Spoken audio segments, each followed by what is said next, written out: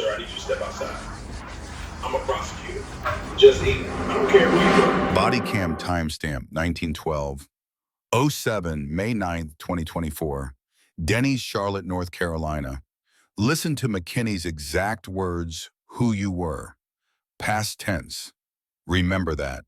Because in the next 18 minutes, that body cam recorded a constitutional violation so blatant, it cost Officer Tyler McKinney his badge, his pension, and $8.7 million. Raymond Clarke wasn't claiming to be a prosecutor. He was one. 68 years old, Prosecutor, Mecklenburg County, 34 years, 187 felony cases, 82% conviction rate. Those numbers matter. He retired with honors in 2019. Now he teaches constitutional law at UNC Charlotte. Right now, this exact second, he's grading midterm exams. The exam title, write this down because it'll come back to destroy McKinney, Fourth Amendment unlawful detention. McKinney is about to violate the exact principle Raymond is grading. But here's what makes this worse. And count this number, Raymond has been eating this same Denny's every Thursday for 11 years. 11 years. Same booth, same meal. Have you ever been judged for just existing in a space? Raymond Clarke wasn't just a prosecutor. He was a 34-year veteran, 68 years old. Mecklenburg County DA's office, 1985 to 2019. 187 felony cases tried, 154 convictions, 82% win rate. Those numbers matter. Retired 2019 with full honors. State-issued retirement ID, valid through 2029. Then taught constitutional law at UNC Charlotte, including Fourth Amendment law, to police recruits in 2008 and 2012. He trained the generation that trained McKinney. Students call him Judge Ray. The title stuck. And every Thursday at 7 p.m. for 11 years, Raymond Clarke ate at this Denny's. 11 years, same booth, same routine. That's 572 visits, 572 receipts. McKinney ignored all of it. Thursday, May 9th, 2024. 7:04 p.m. Raymond walked in. Maria Gonzalez, waitress, 9 years here, greeted him. Evening, Judge Ray. She brought water without asking. Knew his order, 22 other customers in the dining room. Quiet evening, Raymond opened his laptop, pulled out midterm exams, 23 students, Constitutional Law 301, started grading. Topic, Fourth Amendment unlawful detention. Remember that title? It's about to matter. 4 security cameras cover this Denny's. Entrance, kitchen, register, wide angle over booths. Count them. 4 angles, plus McKinney's body cam makes 5. We'll need every angle. 7:09 p.m. Karen Whitfield walked in. 50s, white, scanned the room, stared at Raymond 8 seconds. Didn't approach staff. Walked back outside. Called 911. Recording, there's a black man inside. He looks out of place. He's just sitting there. Dispatcher, is he causing a disturbance? No, but he doesn't belong here. Hold those words. Doesn't belong. You'll hear them again. 7:12 p.m. Officer Tyler McKinney arrived. 26 years old, badge 447. 14 months on the job, training eval noted. Impulsive, relies on instinct over procedure, needs supervision. His instinct, act first, verify never. Karen pointed at Raymond, McKinney nodded, didn't ask questions, didn't check with staff. Activated body cam, walked inside, straight to Raymond's booth. Type verify if cops should confirm facts before they act. 5 cameras locked on what happened next. McKinney walked to the booth. Raymond looked up from his laptop. Body cam recorded everything. Sir, we received a call. I need to see your ID. Raymond set his pen down. His voice stayed level. Officer, I'm eating dinner. What's the nature of the call? Just show me your ID. Am I being detained? Stop right there. That's not a random question. That's Terry versus Ohio, 1968, Supreme Court precedent. An officer must have reasonable suspicion of criminal activity to detain someone. Raymond wasn't asking for information. He was forcing McKinney to articulate reasonable suspicion on the record. McKinney had none. "Sir, I'm not asking again." Maria Gonzalez rushed over from the service station. "Officer, wait. That's Judge Ray. He comes here every Thursday. He's been a regular for—" McKinney raised his hand. "Ma'am, step back. This doesn't concern you." "But I said step back." Maria stopped talking. She stood 3 feet from the booth, hands shaking. She didn't leave. The legal trap had sprung. McKinney bypassed, "Am I being detained with authority instead of law?" No reasonable suspicion stated. No articulable facts. Constitutional violation on camera. Raymond reached into his jacket pocket, slowly, deliberately, pulled out a leather wallet. 3 pieces of identification hit the table. Count them. First, North Carolina Retirement System ID, state issued. His name, photo, credential number. Valid. Second, UNC Charlotte faculty card. Current semester, adjunct professor, School of Law. Third business card. Raymond Clarke, J.D., former prosecutor, Mecklenburg County, 1985 to 2019. Raymond slid them across the table. His voice stayed calm, professorial.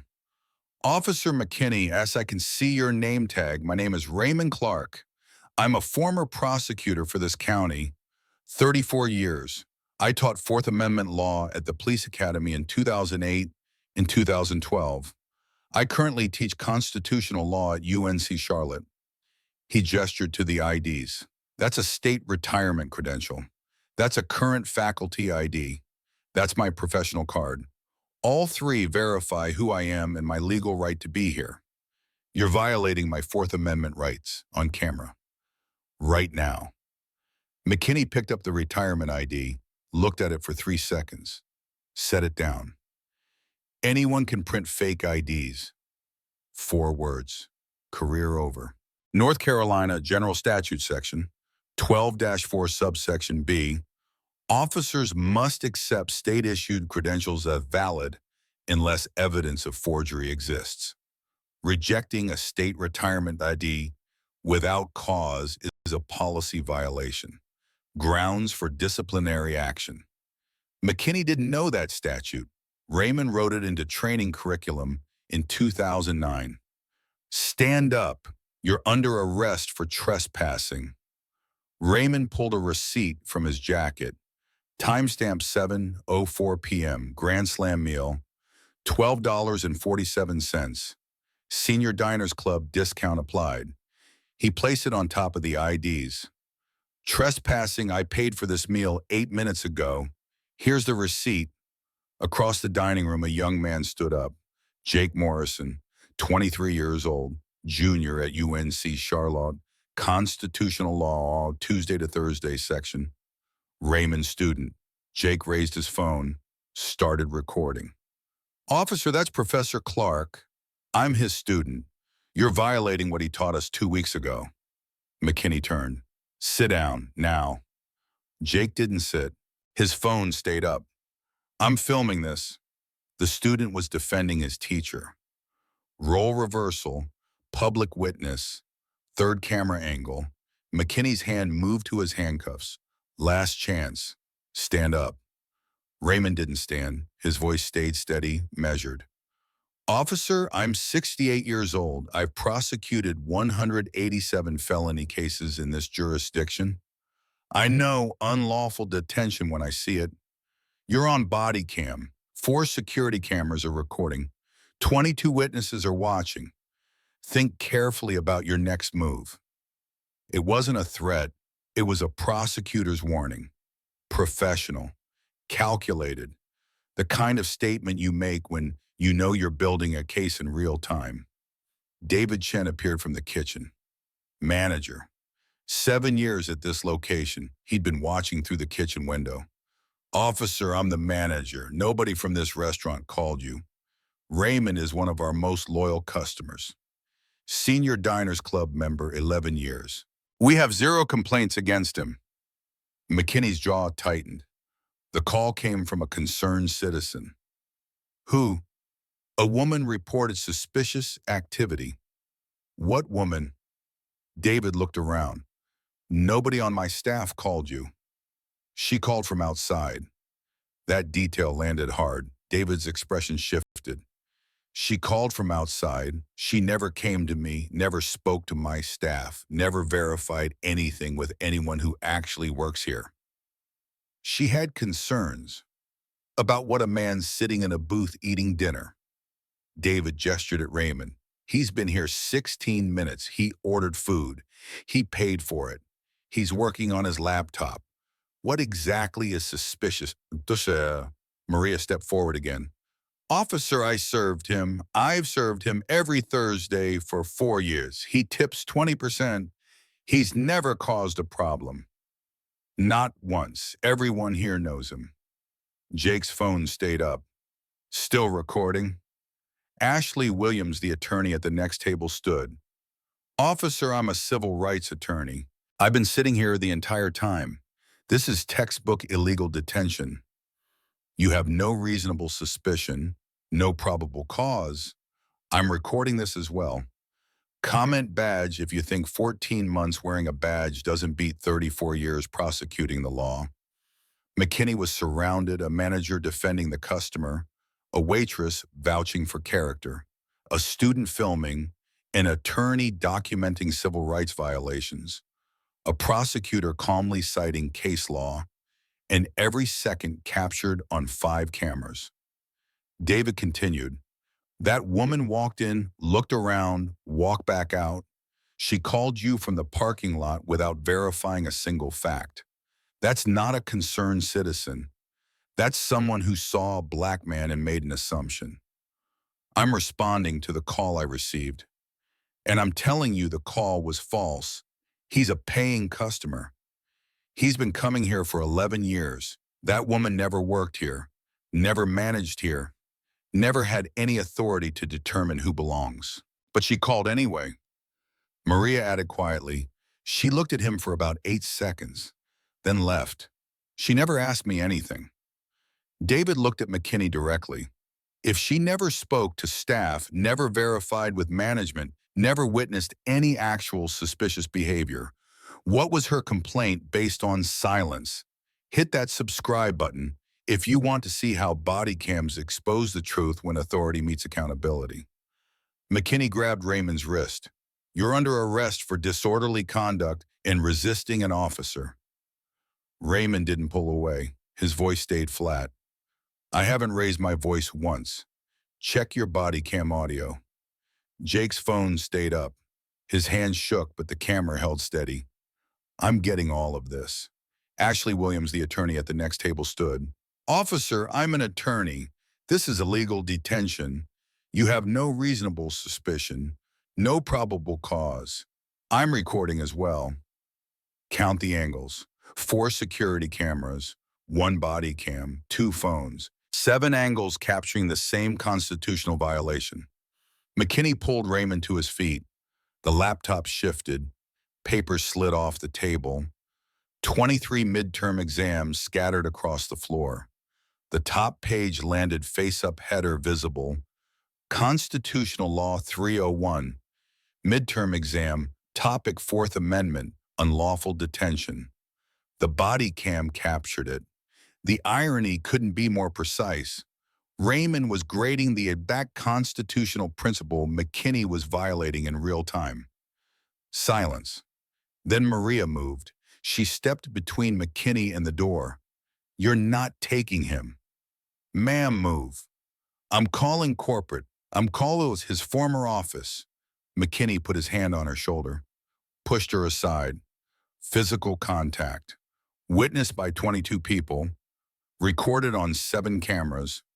That's assault. North Carolina General Statute Section 1433. Simple assault.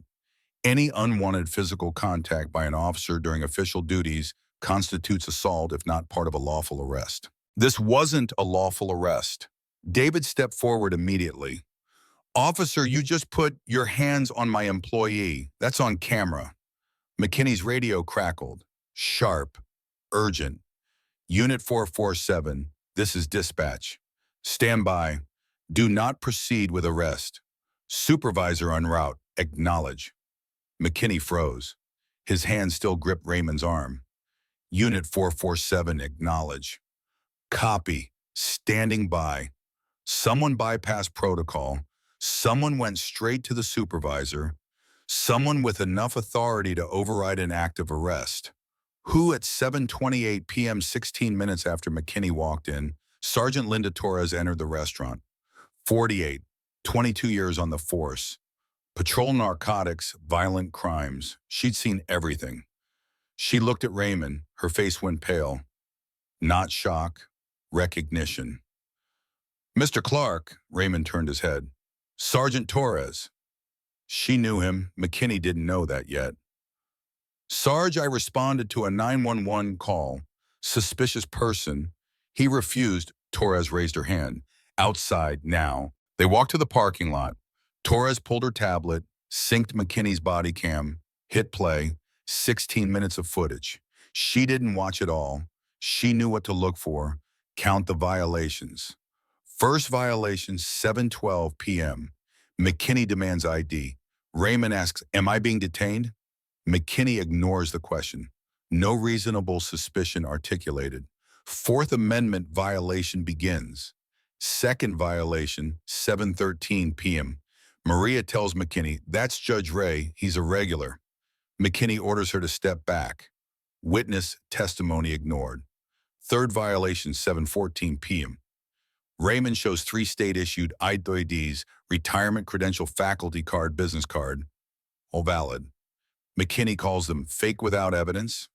Policy violation, section 12-4. Fourth violation, 7:15 p.m. Jake Morrison identifies himself as Raymond's student. McKinney threatens him. Second witness ignored. Fifth violation, 7:16 p.m. David Chen, manager, confirms Raymond is a senior club member, 11 years, 0 complaints. Third witness ignored. Sixth violation, 7:17 p.m.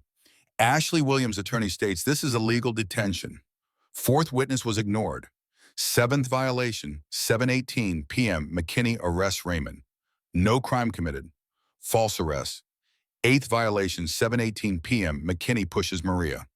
Assault on civilian during unlawful detention. 5 witnesses were ignored. 2 assaults committed. 1 false arrest. 0 justification. Torres paused the video. She looked at McKinney. You arrested a 68-year-old former prosecutor for eating dinner in a restaurant where he's been a regular customer for 11 years. I responded to a call from a woman who never spoke to staff, who called from the parking lot, who provided no specific complaint except he looked out of place. Torres' voice dropped. That's not police work. That's profiling. And you documented every second of it. I didn't know. You were told 5 times, waitress, manager, student, attorney. The man himself with 3 forms of valid ID. You ignored all of it.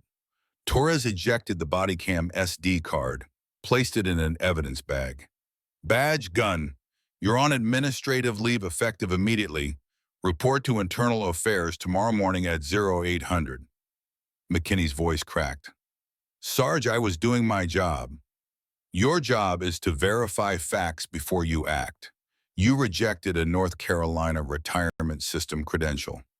You physically contacted a civilian during an unlawful detention. You arrested a man based on a phone call from someone who admitted he wasn't doing anything illegal. You did all of this on camera. She sealed the bag. And that woman who called, she never verified anything with anyone. Called from outside, never approached staff. That's a conspiracy to file a false police report. You're both facing charges. Comment justice if you think this officer should lose his badge permanently. Torres walked back inside, found Raymond sitting in the booth. Jake and Ashley stood nearby. Exams are still on the floor. Mr. Clarke, I apologize. This should never have happened. Raymond looked at her, calm. You worked under me. Domestic violence case. 2009. You testified. I remember. You were a good officer then. I hope your department still trains officers like you. If you are still watching this, you are witnessing a system forced to eat itself from the inside. Drop justice in the comments.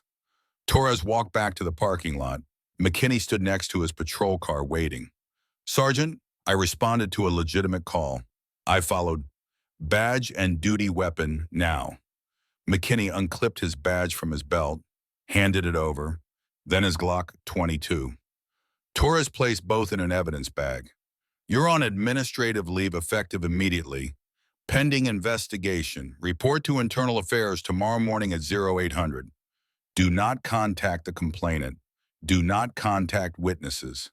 Do not discuss this incident with anyone except your union rep and IA. Sarge, I followed protocol.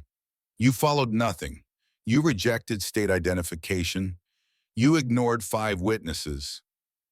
You assaulted a civilian during an unlawful detention, and you arrested a former prosecutor for eating dinner while black. McKinney tried again. Torres cut him off. Go home. She walked to her vehicle, pulled McKinney's personnel file on her tablet. Officer Tyler McKinney, badge 447, hired March 2023, 14 months on the force. Complaints filed 3. That's 2.57 complaints per year. Department averaged 0.4 per year.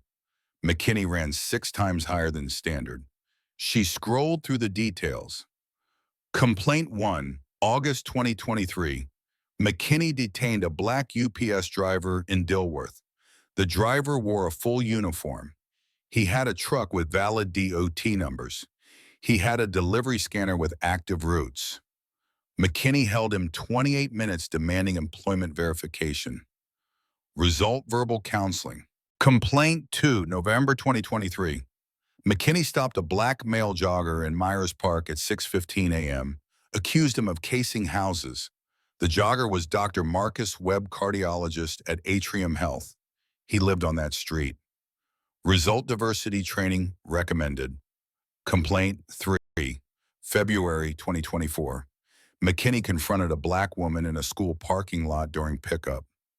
Questioned why she was in a fire lane. She was in the designated parent zone. Her children attended that school. Result supervisory memo. Pattern established 3 incidents. 3 black civilians. 3 people engaged in lawful activity.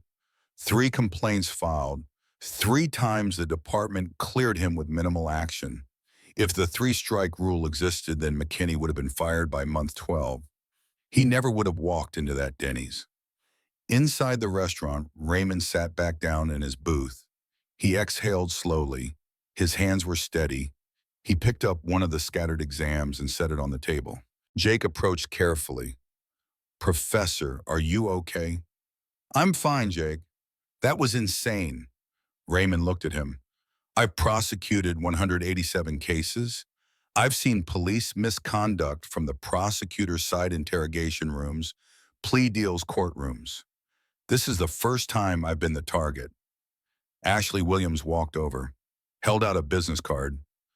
Mr. Clarke, I'm Vanessa Richards. I practice civil rights law. If you want to pursue this, call me. Raymond took the card. I'll think about it. Don't think too long. That body cam is evidence. The sooner we move, the stronger the case. Torres stepped back inside. She needed to interview the woman who made the call. Karen Whitfield had left the moment McKinney walked Raymond outside. Torres pulled her name through dispatch records. Karen Whitfield, age 52, no criminal record, but 4 prior 911 calls on file. Call 1, June 2019. Decatur, black man having a barbecue in the park. Looks suspicious. Officers responded. The man had a permit. Family event. No violation. Call 2, March 2021. Complaint to gym management about an aggressive black man. Management reviewed footage. He was a personal trainer. He worked there. Call 3, October 2022, HOA complaint about suspicious visitors at a neighbor's home. The visitors were the neighbor's family, black relatives visiting on Sunday. Call 4, April 2023, Sephora. Karen tried to return used makeup. Store policy no returns on open cosmetics. Black employee enforced policy. Karen accused her of discrimination. Security footage showed the employee followed policy correctly. Count Karen's targets. 4 calls, 4 black people, 0 crimes committed. And now May 2024.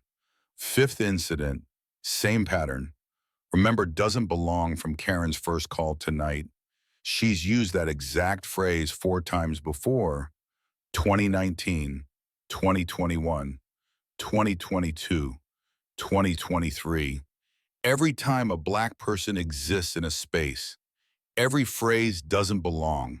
Torres made a note in her report, pattern of racially motivated complaints. Recommend criminal referral.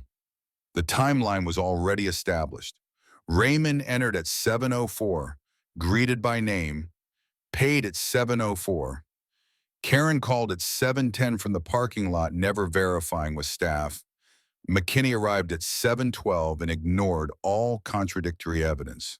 The cameras proved Raymond was lawful. Karen lied. McKinney acted on bias. At 9:47 p.m., 2 hours after the incident, Raymond's phone rang. Charlotte area code. Mr. Clarke, this is Chief Raymond Brooks, Charlotte Mecklenburg Police Department. I want to apologize personally. Raymond set down his pen. Chief, I've reviewed the footage. I've spoken with Sergeant Torres. What Officer McKinney did was unacceptable. We're opening a full investigation. Chief Brooks, I don't want an apology. Raymond's voice was calm but firm. I want to know what happens to people who don't have badges, who don't have lawyers, who don't have a business card that says prosecutor. How many of them get arrested and nobody calls you silence on the line? That's the question that matters, Raymond continued. I had resources tonight. Most people don't. What happens to them? I understand, Mr. Clarke. We'll address this. See that you do. 11 days later, May 20th, 2024, Raymond Clarke filed a federal civil rights lawsuit in the Western District of North Carolina. Defendants, City of Charlotte, Officer Tyler McKinney, Karen Whitfield. Claims a 4th Amendment violation, 14th Amendment violation, false arrest, defamation, intentional infliction of emotional distress, negligent supervision, damages $8.7 million total. Listen to the breakdown. City of Charlotte and Police Department, $6.4 million for systemic failure to address McKinney's pattern. Officer Tyler McKinney personally $1.1 million for false arrest and constitutional violations. Karen Whitfield personally $1. $2 million for filing a false report and defamation. Personal judgments mean wage garnishment, mean bankruptcy, mean asset forfeiture. Yes or no, should Karen Whitfield face criminal charges for filing a false police report? During discovery, both sides submitted evidence. Raymond Clarke's legal team, 34 years, Mecklenburg County District Attorney, 187 cases prosecuted, 154 convictions, 0 disciplinary actions, 0 misconduct complaints, 3 commendations for excellence. Retired 2019 with honors. McKinney's attorneys, 14 months patrol, 3 formal complaints.